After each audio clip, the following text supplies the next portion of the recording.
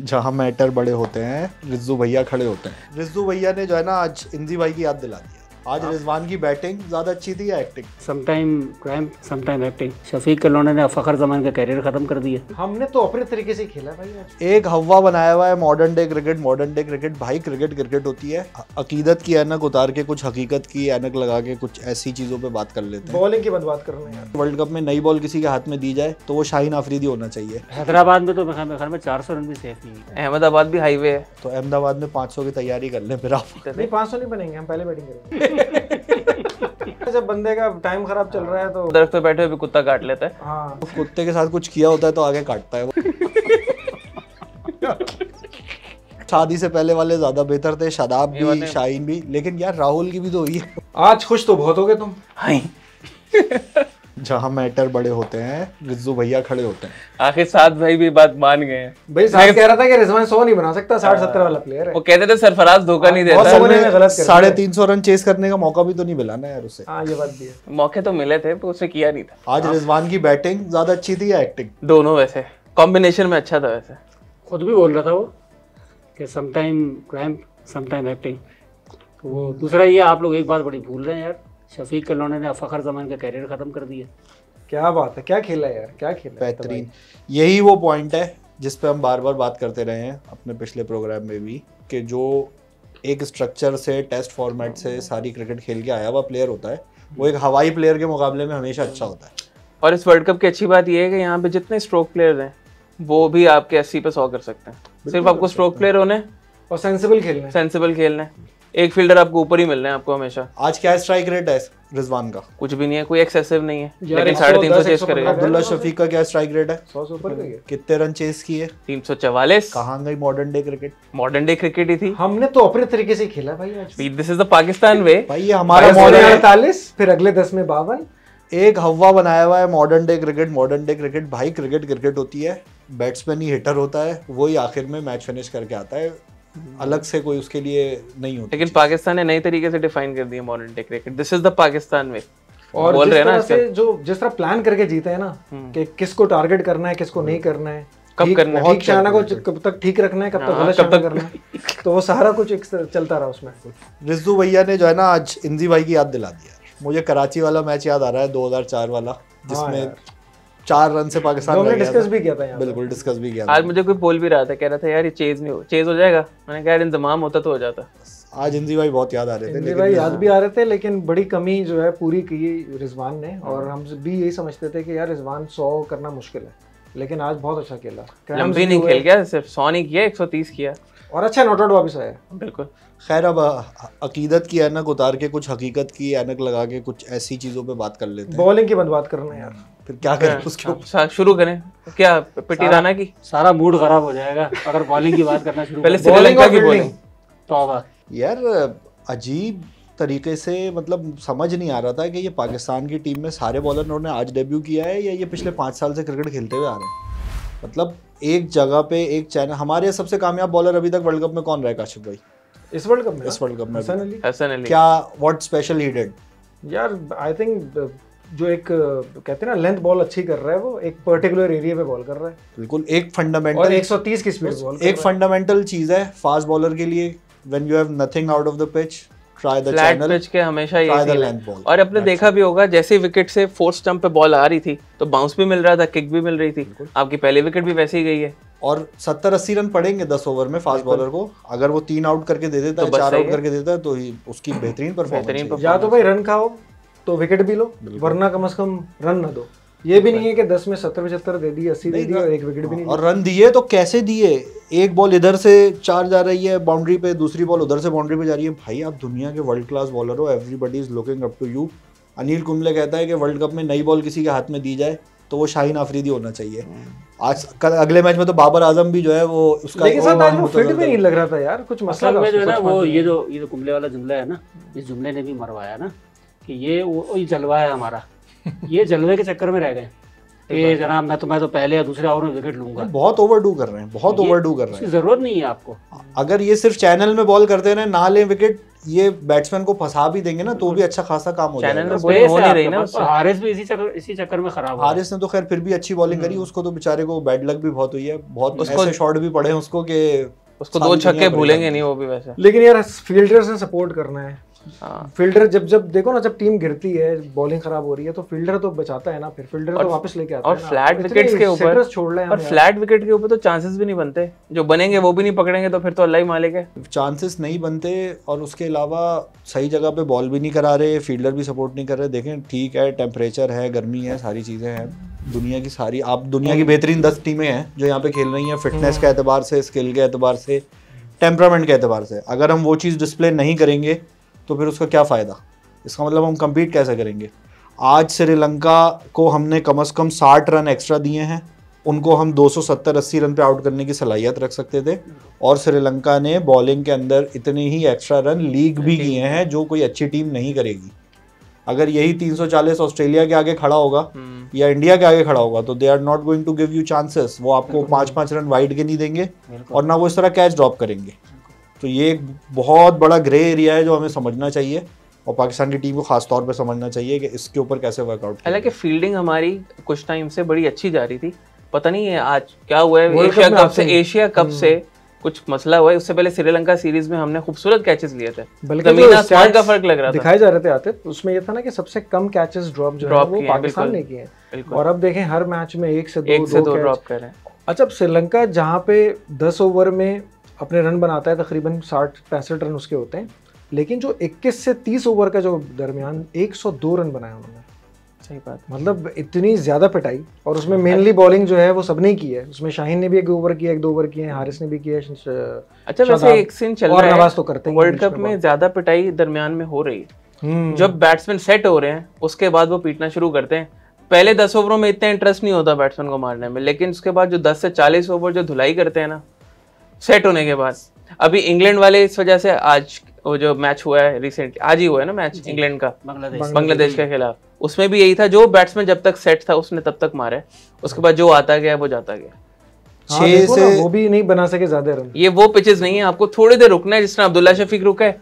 6-7 over ball थोड़ी सी movement होती है, चाहे पहली इनिंग हो या दूसरी इनिंग हो। उसके बाद पिच अगर स्क्वायर टर्नर नहीं है, फ्लैट है, तो ये बैटिंग को बिल्कुल सीधी विकेट है, कोई इसके अंदर वो नहीं है। इसके ऊपर इंडिया के जितने भी लोगों ने डबल सेंचुरी बनाई है वनडे में, टेंडुलकर है, सहवाग है, इवन शुभमन गिल और ईशान किशन, रोहित शर्मा को भूल गए आप। रोहित शर्मा ने सबसे ज्यादा बनाई हुई है, तो वो सारे इन्हीं सारे ग्राउंड्स में बनी हुई है। और ये इसकी इंडिया की विकेटें इसी तरह होती है, इंडिया का प्लेइंग पैटर्न इसी तरह का है, सालों से ऐसा है, उनका सॉइल, एनवायरनमेंट, टेम्परेचर, कंडीशन ऐसे ही रहती है वहाँ। बिल्कुल ऐसे। अभी जो फर्क है वो ये है कि दूसरे दायरे में 4 खिलाड़ी बाहर होते हैं, 5 नहीं होते, जिसकी वजह से बैट्समैन को ज़्यादा चांस मिलता है और वो ठीक ठाक पैंटी लगा देता है। बिल्कुल ऐसे। और कुशल मेंडस जिस मूड में चल रहा है ना, ये मुझे लग रहा है 96 के जयसूर्या कालुविदर्ना को पीछे छोड़ देगा, एक नया टेम्पलेट देके जाएगा। अच्छा खेल रहा है। कैच भी ऐसे छोड़ा हमने, उसी का छोड़ा और 2 दफा छोड़ा, एक शाहीन ने छोड़ा। मुझे बताएं, 344 रन सेफ नहीं है, कितने रन सेफ हैं भाई इस वर्ल्ड कप में? हैदराबाद में तो मेरे ख्याल में 400 रन भी सेफ नहीं है, क्योंकि यही वो ग्राउंड है शुभमन गिल ने डबल 100 बनाई थी। और लेकिन अहमदाबाद में भी उसने बहुत मारा हुआ है जी। अहमदाबाद भी हाईवे है, बिल्कुल, ये बिल्कुल हाईवे और हाईवे। मेरे ख्याल से अगर बॉलिंग सही करें तो ये रन बहुत हैं, 300-310 रन भी आप सेव कर सकते हैं इस विकेट पे, अगर आप बॉलिंग सही करें। अगर यहीं पे अगर पाकिस्तान की जगह कोई और इससे ज़्यादा अच्छा बॉलिंग अटैक होता किसी भी टीम का, जो डिसिप्लिन से बॉलिंग करता, सही चैनल में बॉलिंग करता और बहुत ज़्यादा अपने आप को एक्सर्ट नहीं कर रहा होता। ऐसा लग रहा है कि हमारे प्लेयर जो है ना वो रेपुटेशन के लिए खेल रहे हैं अपनी, और गेम के लिए नहीं खेल रहे। अच्छा साहब, हमने वार्म अप मैच में न्यूजीलैंड से 345-50 खा लिए 45 ओवर में, ऑस्ट्रेलिया से भी 350 रन खा लिए, 335-40 जो भी थे। फिर हमने तीसरे मैच में, चलो नीदरलैंड से उसको छोड़ देते हैं, इसमें मैच में भी हमने 344 रन खा लिए। तो हमारी बॉलिंग अभी तक, हाँ, और बॉलिंग हम स्ट्रेंथ कहते हैं। तो अहमदाबाद में 500 की तैयारी कर लें फिर आप। तो आप ये देखें, जो हम शाहीन को इतना चढ़ाते रहते थे। नहीं, 500 नहीं बनेंगे, हम पहले बैटिंग करेंगे। पहले बैटिंग करेंगे यार मैं यही सोच रहा था, पहले बैटिंग कर लें, कुछ बचत हो जाएगी। पहले बैटिंग करेंगे तो क्या यार, 10 ओवर में 3 आउट हो जाते हैं। बाबर ने तो कसम खाई हुई है इस वर्ल्ड कप में स्कोर ही नहीं करना उसको। हाँ यार, देखो बाबर का देखिए क्या मसला है भाई, उसका सारा इम्पैक्ट जो एक उसने एक अपना एक पूरा ऑरा क्रिएट किया हुआ था ना यार, शनि चल रही है भाई, उसने जो अपना ऑरा क्रिएट किया हुआ था ना, वो सारा और फुस होता जा रहा है। मादर के साथ बड़ी लूसी बॉल पे आउट हुआ है वो बहुत वैसे वो एक पहली दफा नहीं हुआ, अनफॉर्चुनेट भी होता है वो, वैसे वो डिसमिसल अनफॉर्चुनेट भाई पहली दफा थोड़ी हुआ, वो वर्ल्ड कप में भी इसी तो तरह पहली दफा थोड़ी बदकिस्मत रहा होगा वो, तो अगर इतना दूसरी दफा भी हो सकता है। या भाई मिसाल है ना, जब बंदे का टाइम खराब चल रहा है तो हर चीज उसकी आप जा रही है। दरख्त पे बैठे हो तो दरख्त पे बैठे हो भी कुत्ता काट लेता है। हाँ, तो और हो सकता है काटा हो आज, हमें नहीं पता। तो कुत्ते के साथ कुछ किया होता है तो आगे काटता है वो, असल में बगैर उसके नहीं काटता कुत्ता। लेकिन ये है कि बाबर ने जिस तरह पहली बॉल पे चौका मारा था, तो हमें लग रहा था जिस तरह बड़ा नॉर्मल जैसे खेलते हैं सबको, और कुछ नहीं है, प्रेशर बाबर के मतलब की विकेट थी आज, मतलब की विकेट थी, रन बनाने वाली विकेट थी। कमाल की बात ये है कि पाकिस्तान ने वर्ल्ड रिकॉर्ड चेस किया है बाबर के बैटिंग कंट्रीब्यूशन के बगैर। और सबसे बड़ी बात है, सबसे मजे की बात ये कि वर्ल्ड कप में किस टीम ने चेजिंग का रिकॉर्ड बनाया? पाकिस्तान ने, जिसका सबसे सक्सेसफुल आखिरी रन चेज 92 वर्ल्ड कप का है, 260 रन का। उसके बाद वो भी इंजी भाई की वजह से था, वो भी इंजी भाई की वजह से। और मोइन खान का आपको पता है वो सीधा छक्का जो मारा था, नूरानी छक्का, आसमानी छक्का, गैबी मदद वाला। तो उसके बाद 344। अच्छा, आज तक बड़ी हैरत की बात है, इतना बड़ा स्कोर ही चेंज नहीं हुआ। वो केविन ओब्रायन वाला ही आयरलैंड वाला था सबसे ज्यादा। मेरे ख्याल में इस वर्ल्ड कप में होंगे, और इस वर्ल्ड कप में ये रिकॉर्ड फिर टूट जाएगा यार। 8 सेंचुरी बन गई है आज मिला के। 8वां मैच है, नहीं आज 9वीं भी रह गई पतिराना की। पतिराना उसकी भी 100 हो जाती है।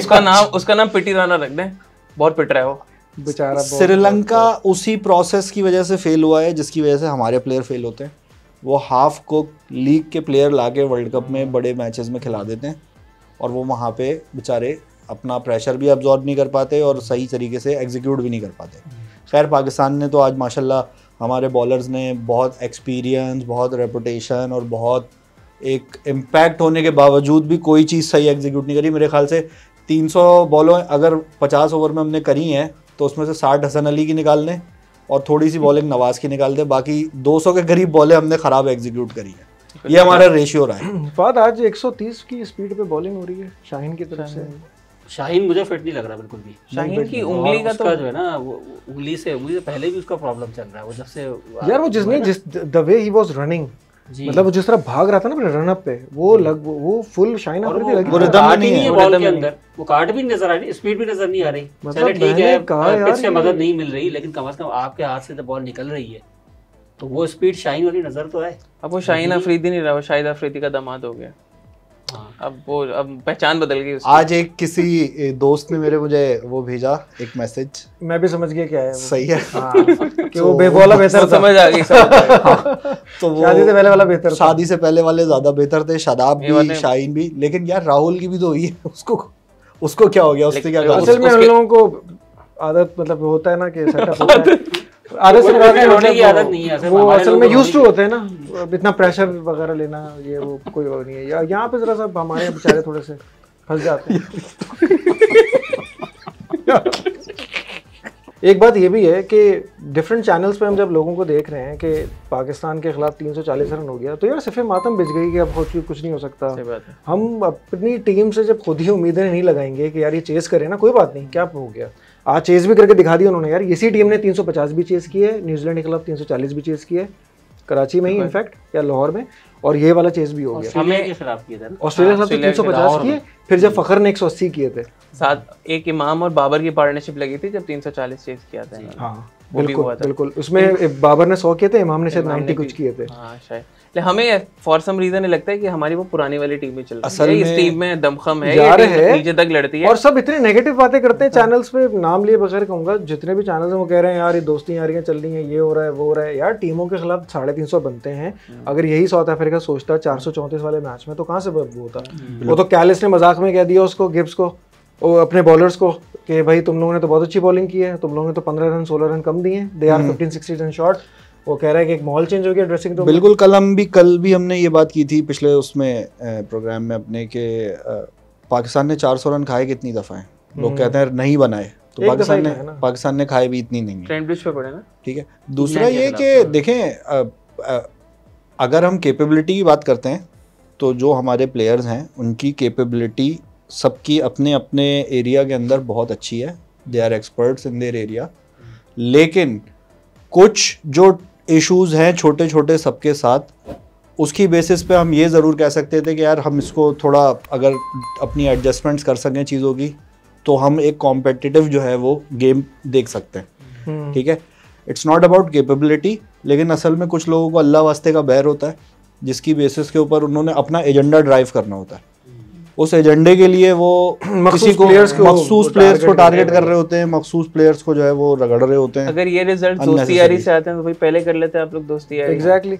दूसरी बात पता है क्या है, देखो आज अब्दुल्ला ने खेला और अब्दुल्ला ने हमारा वो जो एक हमारा एंगल था कि यार फखर को 3 मैच के लिए खिलाएं, तो इसका मतलब ये है कि inform player is better than और रेपुटेशनल। एग्जैक्टली रेपुटेशन पे नहीं खिलाना चाहिए, फॉर्म पे खिलाना चाहिए। और यही जेसन रॉय के साथ किया, जेसन रॉय के साथ भी यही किया उन्होंने। और फॉर्म भी और उसके साथ साथ उसकी कैपेबिलिटी, पहली चीज तो कैपेबिलिटी और फिर उसके बाद फॉर्म आती है। एक बंदी की कैपेबिलिटी है तो वो आपकी स्क्वाड में, दूसरा उसकी फॉर्म है तो he should be in playing 11, अगर नहीं है तो वो फिर उसको आप बेंच पे बिठाएं। और 350 रन चेस करना यार हाईवे के ऊपर भी किसी भी टीम के खिलाफ कोई आसान चीज विदाउट मेकिंग इट लुक फसी, भाई कोई मसला नहीं था, सीधा खेला उसने। बांग्लादेश की पिचेस इससे ज्यादा सीधी होती हैं, यहाँ पे तो फिर भी बॉल ऑकवर्ड बाउंस आ जाता था, इतना ऊपर आ जाता था। आप हुक पुल खेल सकते हैं, वहाँ सारे शॉट घुटने के नीचे खेलने पड़ते थे, तो वहाँ पर भी इतने रन चेस करना आसान नहीं होता। और अब्दुल्ला शफी को आप चेक करें, वर्ल्ड कप का प्रेशर है, पहला मैच वर्ल्ड कप का खेल रहा है, बॉय ने क्या खेला है, कमाल खेल गया। वर्ल्ड कप डेब्यू था उसका। सिर्फ अब्दुल्ला शफी को और सऊद शकील की वजह से आपकी टीम ही डिफरेंट लग रही है। बिल्कुल लग रही है। ऐसा सडनली लग रहा है कि यार कॉम्पैक्ट टीम है, ऊपर और नीचे दोनों तरफ से ना बंद हो गई है। कॉम्पैक्ट टीम नहीं है, कॉम्पैक्ट बैटिंग है। जो हमारे बैटिंग के अंदर वीक लिंक्स थे, जो हमें एडजस्टमेंट्स करनी चाहिए थी, ये वो 2 एरियाज थे जो एडजस्टमेंट हमारे फिल आउट। अच्छा देखो ना साथ, आज भी 2-3 स्वीप ही पाकिस्तान ने मारे हैं स्पिनर्स पर, दोनों अब्दुल्ला शफीक ने मारा था, जो उसने उसको मारा था ना टीकशाना को, जो बिल्कुल चक्का होते रह गया था, लेकिन स्वीप 2 उसने मारे जबरदस्त। स्वीप क्यों नहीं मारे? वो पोएट्री थी कसम से। स्वीप क्यों नहीं मारे? वो प्लान कर रहे थे इनको स्वीप खिलाने के लिए, वहां पे उन्होंने कैचिंग पोजीशन पे भी फील्डर लिया हुआ था और पीछे उन्होंने शॉर्ट थर्ड मैन पे भी बॉल भी तेज कर रहा था विकेटों के अंदर, ताकि मिस होए तो एलबी हो जाए। बहुत रिस्क फ्री खेला, किसी किस्म का रिस्क नहीं लिया, क्योंकि उसमें एज का भी रिस्क था, टॉप एज का भी रिस्क था, पाँव पे लगने का भी रिस्क था। बहुत सेंसिबल बैटिंग करी अब्दुल्ला शफीक ने भी, और इवन रिजवान ने भी कोई क्रॉस बैटेड शॉट नहीं मारा। और रिजवान का लेकिन एक और ये बात सही है साथ की, लेकिन एक और चीज ये भी है कि पाकिस्तानी बहुत ही कम प्लेयर्स हैं जो स्वीप मारते हैं। अच्छा, जैसे बाबर भी नहीं मारता इतना स्वीप, बाबर नहीं मारता, सही है ना। रिजवान थोड़े बहुत स्वीप मारता है, लेकिन जो सबसे परफेक्ट स्वीप जो लग रहा, जो हमने देखा भी ये टेस्ट मैचेस में भी, जो नेगेट कर देता है बिल्कुल स्पिन को, वो है सऊद शकील का। वो समय कराची फैक्टर है, वो कराची वाले क्रिकेट में आपको स्वीप बहुत अच्छा नजर आएगा, मियांदाद से लेकर सरफराज। यार बड़ी खूबसूरती लगती है ना टीम में कि हर मतलब आपके पास डिफरेंट तरह का प्लेयर है। जैसे जब वो आउट हुआ सऊद, तो हमने कहा चलो ठीक है कोई बात नहीं, इफ्तिखार आएगा और जल्दी खत्म कर लेगा। ये बॉल पे 21 हो गए थे इफ्तिखार के, फिर शायद 10 पे 22 या, तो यही है कि उसका अपना पोजीशन जो नंबर है बड़ा ठीक है। अब ये तो हमें जो ओपनिंग के मसाइल हैं इसको तो अभी भी देखना है, एड्रेस करना है। एक इमामुल हक है, वो शॉर्ट बॉल को इंसानों की तरह खेलना शुरू लास्ट में ये बात की थी, बिल्कुल लेफ्ट साइड का बाउंसर या राइट साइड का बाउंसर। यार भाई आपसे नहीं खेली जा रही है, आप डक कर लो। अब आगे टूर्नामेंट में हल्के मैचेस ऐसे है नहीं, मतलब हम ये नहीं कह रहे कि श्रीलंका वीक टीम है या नेदरलैंड वीक टीम है। नेदरलैंड भी क्वालिफायर जीत के, वेस्ट इंडीज को हरा के और श्रीलंका को टफ टाइम देकर यहाँ तक पहुंचा है। न्यूजीलैंड को भी रोका, न्यूजीलैंड को भी उन्होंने अच्छा खासा जो है वो टफ टाइम दिया, ऐसा नहीं है। और श्रीलंका भी अच्छी टीम है, हम एशिया कप में देख चुके हैं, इंडिया को भी फंसाया था उन्होंने एक दफा, हरा नहीं सके थे लेकिन मैच फंसाया था फाइनल में ना, फाइनल दूसरा सही फाइनल से पहले यार, जिसमें उसने आउट किए थे 5 लेफ्ट आर्म स्पिनर ने, वेला लगे। तो वो बात यह है कि अब जो हमारे मैचेस आ रहे हैं ना आगे, वो आ रहे हैं वर्ल्ड की बेस्ट टीम्स के साथ। दोनों मैच इंडिया से है, ऑस्ट्रेलिया से है, इंग्लैंड से है। ये 3 इस वर्ल्ड कप की सबसे बड़ी टीम है। न्यूजीलैंड भी है, न्यूजीलैंड और साउथ अफ्रीका। इंग्लैंड से तो फंसा था सबसे आखिर में, लेकिन अभी हमारे वहां तक जाते जाते पॉइंट्स के हालात क्या होता है ये तो नहीं पता ना। हम उस पर रिलैक्स नहीं हो सकते, उस मैच में तो रिलाई भी नहीं कर सकते आखिरी मैच तक। कुछ पता नहीं है, अगर हम उसमें बहुत ज्यादा हल्के आ गए और 500 रन खा लिए वहां पे, तो रन रेट भी ऊपर नीचे हो जाएगा सारा। तो पहले बैटिंग करनी पड़ेगी। इसके लिए ये बाबर आजम को जो है ना ये फॉर्मूला अपनाना पड़ेगा, जहाँ पहले जाके बोल दे कि खेलना है तो बैटिंग पहले दे मुझे। नहीं, रन रेट पे कोई फायदा नहीं होगा, वो 15-20 ओवर में चेस कर लेंगे। हाँ ये भी है, वो फिर उधर उतने ओवर उनके कम हो जाएंगे। एग्जैक्टली। बाबर टॉस पे अपना बैट लेकर जाए ना, बैट मेरा है तो बैटिंग मुझे मिलेगी पहले। खैर वो अच्छा, अब यहाँ से पाकिस्तानी टीम जो है वो एक तो बॉलिंग का तो एक नोन फैक्ट है कि मसला है, राइट। ओपनिंग पे क्या करना पड़ेगा यार हमें? इमाम का देखें, कंसिस्टेंटली हम देख रहे हैं पिछले कुछ मैचेस से वो बहुत सिमिलर तरीके से, पिछले प्रोग्राम्स में भी हमने बात की थी कि बॉडी लाइन की बॉल पे वो फंसते हैं। आज तो उन्होंने बिल्कुल ऑफ स्टंप के बाहर की बॉल को, भाई इसको स्लिप के ऊपर से खेल देते यार तुम, अपर कट लगा के।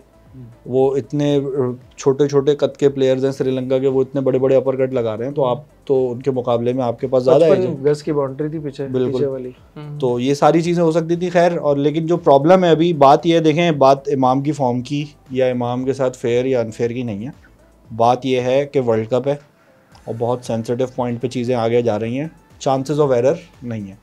एक बड़ा बोल्ड आइडिया है, वी मे ट्राई कि अगर हम नवाज़ को खिला दें 7 ओपन पे, नवाज़ पेस को अच्छा खेलता है और 10 ओवर में स्लॉगिंग भी कर सकता है शुरू के, और अगर वो वहाँ पे हमें 30-40 रन बना के दे देता है तो एक बड़ा अच्छा फाउंडेशन सेट हो सकता है। लेकिन यहाँ पे मसला ये है कि स्पिनर से लोग ओपन करें पाकिस्तान के खिलाफ, तो नवाज़ तो वहीं पे न्यूट्रलाइज हो जाएगा। और सेकेंडली इमामुल हक ने 4 मैच 2 वार्म अप और 2 आपके ये गलत सही नहीं खेले होंगे, 2 शॉट आपके सही नहीं लगाए होंगे, लेकिन हमें ये लग रहा है कि अब्दुल्ला शफी को खिला लिया है, सऊद को खिला लिया है, दे वर्क, तो हम एक और करेंगे तो वो भी वर्क करेगा। नहीं देखें, लेकिन इमाम को आपको निकालना बनता नहीं है। वॉर फुटिंग सिचुएशन है यहाँ पे, पॉलिसी प्रोसेस नहीं चलता यहाँ पे, आपको फौरी तौर के ऊपर जो है ना एक्शन लेना पड़ता है, चीज़ें एग्जीक्यूशन में बेहतर करनी पड़ती हैं। इमाम से अगर वो चीज़ नहीं हम अचीव कर पा रहे या इमाम वो चीज़ एग्जीक्यूट नहीं कर पा रहा, तो ये उसके साथ ज़्यादा बड़ी ज़्यादती है कि उसको हम वर्ल्ड कप में ख़राब फॉर्म में खिला के उसका कैरियर ही ख़त्म कर दें, बजाय इसके कि हम उसकी जगह किसी और प्लेयर को लगा के वहाँ पे हम एक नया इम्पैक्ट क्रिएट कर सकें, जो कि दूसरी टीम्स के लिए भी एक नई चीज़ होगी, एक सरप्राइजिंग फैक्टर हो सकता है उनके लिए। इस हिसाब से तो फिर हम अगर बाबर को क्या था कैप्टन भी देखें तो वो भी एक सिमिलर तरीके से आउट हो रहे हैं, फिर तो उसको भी निकाल देना चाहिए। लेकिन बैक में उसके भी रन हैं, इमामुल हक के उसके भी रन हैं। अगर साथ की बात को आगे लेके चलते हैं साथ, लेकिन अगर ये नवाज, इसका मतलब है आप वर्ल्ड कप के लिए बात कर रहे हो, वर्ल्ड कप चल गया वर्ल्ड कप, क्योंकि लॉन्ग टर्म तो लॉन्ग टर्म सोल्यूशन नहीं है। अब अब्दुल्ला शफीक ने 100 इतना अच्छा जो बनाया है, तो इसका मतलब ये है कि अब तो वो खेल रहा है ना वर्ल्ड कप में पूरा, तो हमारे पास सेकंड ऑप्शन जो है उस पर एक डिबेट रहेगी, इमाम फ़खर क्या। अच्छा, इमाम क्योंकि ख़ुद भी बहुत ही ज़्यादा एक ज़रा सा सबड्यू होके खेलता है, ज़्यादा बॉलें कंज्यूम करता है जिस तरह अब्दुल्ला भी करता है, तो हमें या तो एक एक्स फैक्टर ऊपर तो चाहिए, अब वो किसी भी सूरत में, या तो फ़खर की सूरत में या किसी और की सूरत में। मेरे हिसाब से तो ये होना चाहिए। आप देखें ना वर्ल्ड कप के अंदर सबसे ज़्यादा मुश्किल बैटिंग किस फेज में, आपने इतने सारे मैचेस देखे, शुरू के 8 से 10 ओवर जो है वो मुश्किल है। उस मौके पे आप कैसे उतार सकते हैं नवाज को? उस मौके पे इमाम से आप उम्मीद कर सकते हैं कि वो फेज भी निकाल सकता है, बड़ी इनिंग्स भी खेल सकता है। Nawaz is something where we have nothing to lose as a batsman. अगर हम इमाम की जगह नवाज को खिलाते हैं ओपन पे और नवाज के नंबर पे हम आगा सलमान को खिलाते हैं, तो आगा सलमान हमें एक बैट्समैन का ऑप्शन भी देता है लोअर ऑर्डर में, मिडिल ऑर्डर में, और एक स्पिनर का ऑप्शन भी देता है। जहां हम अपने स्पिनर्स की दुर्गत बनते हुए देख रहे हैं, वहां हमारे पास एक और ऑप्शन क्रिएट हो सकता है, जो शायद ये इनकी जो स्टैट्स है ना, जो इनके नंबर्स आ रहे होते हैं, उनको ये थोड़ा सा कुशन दे दे, थोड़ी सी वहाँ पे हमें पैडिंग मिल जाए कि इतने रन ना पड़े। वरना स्पिनर्स के 20 ओवर हम निकाल के देखते हैं तो 8-8.5 रन पर ओवर का हमारा इकॉनमी रेट चाह रहा होता है। लेकिन वहाँ पे देखो 2-4 ओवर का क्वेश्चन तो शायद मिल जाए, लेकिन क्या 7वें या 8वें नंबर पे या 7वें नंबर पे इनफैक्ट आगा सलमान उतना प्रोडक्टिव हो पाएगा as a batsman, as a hitter, जैसे नवाज या शादाब? अगर हम लोग देखें इफ्तिखार को तो वैसे भी हम 7वें नंबर पे खिलाते हैं, 6ठे पे खिलाते नहीं है। आज तो 4 ओवर रह गए थे तो उसको 6ठे नंबर पे बैटिंग दे दी, वरना उसको कहाँ 6ठे नंबर पे खिलाते। तो 6ठे नंबर पे जो टॉप ऑर्डर के हालात है ना, हमें प्रॉपर बैट्समैन बहरहाल चाहिए 6ठे नंबर। लेकिन आपको ऊपर भी टॉप, अब आगे आपके जो बैटर्स हैं वो खेलेंगे, बुमराह को खेलेंगे, सिराज को खेलेंगे, पैट कमिंस को खेलेंगे, स्टार्क को खेलेंगे और हेजलवुड को खेलेंगे। नवाज नहीं खेल पाएगा, सिराज फटाफट आउट करेगा। आपको प्रॉपर बैटर चाहिए, और आई थिंक इमामुल हक की इनिंग 1-2 दिन में इमामुल हक अच्छी नहीं खेलेगा,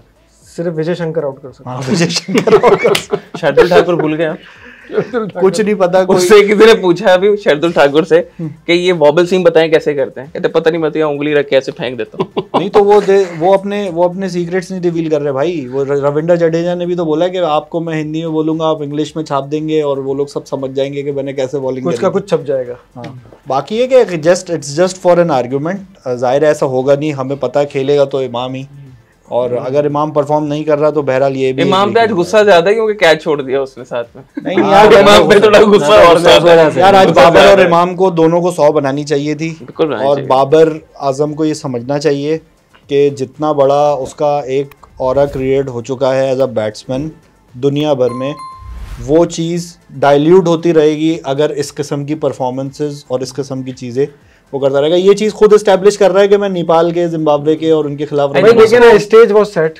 इतना जबरदस्त जो है वो बैटिंग विकेट, आपको एक जबरदस्त शुरू में ही चांस मिल गया है कि आप अर्ली ऑन आ गए हैं, आपने 10-12 रन बना लिए और एक आधा शॉट में अच्छा लग गया, जबरदस्त आपके बिल्कुल मिडिल हो रहा है। और आपको देखें average bowler, below average bowler ही है। अगर आप थिंक बाबर को ना अपनी ऑरा भूलनी पड़ेगी कि मेरा कोई ऑरा बन गया, मैं बहुत बड़ा ऑरा बन गया, उसका प्रेशर ले रहा है, जाए और आराम से खेले। ये वही बाबर है जो सिर्फ बॉटम हैंड से मिड विकेट क्लियर कर देता था आराम से। ये वही बाबर है जो इसने आराम से क्लियर करता था। क्वालिटी और उसमें तो कोई डाउट नहीं है, और टेक्निकली भी कोई ऐसा मसला नहीं है। There is a mental block, ऐसा ही लग रहा है। और ऐसी सूरत में somebody should speak। दोनों वार्म अप्स में तो बहुत जबरदस्त बैटिंग की बाबर ने, एक में 80 बनाया, एक में 90 बनाया। लेकिन दूसरा मैच तो खैर ऑस्ट्रेलिया बहुत ही वो लेम स्पिनर से बेचारा खुद ही चला गया था कि यार इनको खेल के मेरी इज्जत ही खराब हो रही है। लेकिन उसको प्रेशर लेने की जरूरत नहीं है, उसको मिल गया था ना चांस खेलने का, तो एक बंदे का रिदम अच्छा बन जाता है। काशिफ भाई 700 रन बाबर के लिखे हुए थे इस वर्ल्ड कप में, बड़े बड़े एक्सपर्ट्स ने। 2 मैचेस निकल चुके हैं, कोई नहीं, अभी 10 और पड़े। सात तो लीग के मैचेस हैं और सेमीफाइनल और फाइनल अगर इंशाल्लाह पहुंचे तो 9 मैचेस बन रहे हैं। 700 रन जिन्होंने लिखे हुए थे वो खुद अब अपने अल्फाज वापस लेना शुरू कर रहे हैं। वो कर 1-0 वापस ले लिया उन्होंने आखिर में से। और नहीं यार ऐसी बातें नहीं कर रहा। ये तो भी बाबर इंशाल्लाह इंडिया के खिलाफ एक सेंचुरी मार देगा ना यार, बाबर एकदम ऊपर चला जाएगा। जो लोग ये कहते हैं ना कि मैंने ये कहा था, मैं इससे पीछे हट रहा हूँ, वो फिर तो गलत बात है ना। वो तो आपने फिर 1 मैच या 2 मैच की बेसिस पे कह दिया। वो कहते हैं ना कि झूठ बोला तो उसको कायम, इस पे कायम भी रहो, इंसान को साहिब किरदार, कुफर में सच्चे रहो। तो बात ये है कि अभी तो देखिए बहुत टूर्नामेंट पड़ा हुआ है यार। अभी तो इंडिया ने एक ही मैच खेला है, पाकिस्तान ने आज जाके दूसरा मैच खेला। बाबर को खुद कॉन्फिडेंस आ जाएगा ना, मेरे आसपास के प्लेयर बहुत अच्छा खेल रहे हैं यार। हमें तो उम्मीद कहाँ से मिलती है इंजमाम 92 का वर्ल्ड कप, एक साउथ अफ्रीका की इनिंग के अलावा कोई खास नहीं। लेकिन उसके बाद जब सेमीफाइनल और फाइनल में इम्पैक्ट था वो। और ये कोहली को भी देखे ना, कोहली से उसको सीखना चाहिए। और कोहली ने किस मौके पे जाके क्या इनिंग्स खेली है, वो और दूसरे ही एंजॉय करे अपने खेल को जाके वहाँ मैदान में जाके। जब कैप्टन तो हर चेस की इनिंग जो है ना वो एक पूरा समझे सब्जेक्ट है, एक लेसन है, कोर्स है कि आप उससे सीखें गेम को प्लान कैसे करना है, अपने आप को पोजीशन कैसे करना है, और यू नो आंखों में आंखें डाल के आपने चेस करना कैसे है। आज तो कुछ भी चेस नहीं था अगर देखा जाए तो। परसों जो कोहली ने चेस किया है, जिसके ऊपर हमने बहुत बात की है, और आज अगर हम देखते हैं क्या डिफरेंस है, डिफरेंस सिर्फ और सिर्फ कैरेक्टर का है। वहाँ पे उसने कैरेक्टर शो किया था, और हमारे पास से जिसने कैरेक्टर शो किया वो आज एक एस्टैब्लिश प्लेयर बन गया।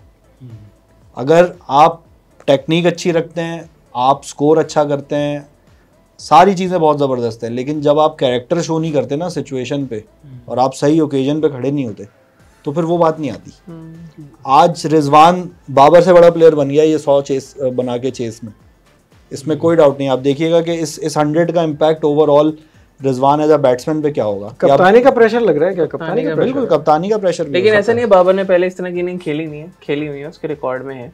अभी रिसेंटली ऑस्ट्रेलिया के खिलाफ 196 तो मैं भूलूंगा नहीं कभी, जो टेस्ट मैच में उसने 196 that was an epic of a knock, epic है वो, ठीक है। तो बाबर ने झलकियां तो दिखाई हुई है, बस इंडिया के खिलाफ जो है ना चाहिए मुझे बाबर का। आपको याद होगा जब बाबर ने उस मैच में 100 किया था तो नेथन लाइन को ना चौका मारा था स्वीप करके, बिल्कुल वो जो ऊपर से चला गया था। और उसके बाद उसने ड्रेसिंग रूम में जब बल्ला उठाया 100 के बाद, तो उसने बोला कि मैं हूँ विकेट पे मौजूद। यस, ये कैरेक्टर चाहिए एक टीम को। और वो जो फिर आपकी उसकी बात बनती है ना, उसके बाद उसने वो तो पहले दिन उसने चौथे दिन के एंड पे ही सेंचुरी बनाई थी, 5वें दिन खड़ा रहा, वो पूरा दिन बैटिंग करी। बाबर के बारे में एक टाइम पे ऐसा लग रहा था कि हम चेस कर जाएंगे, बिल्कुल रिजवान और बाबर खेल रहे थे। और बाबर के बारे में एक फैक्ट है कि टेस्ट मैचेस में ओवरनाइट स्कोर को ये आगे नहीं बढ़ा पाता, अगले दिन सुबह आउट हो जाता था। That was the only time जब इसने स्टैंड आउट किया।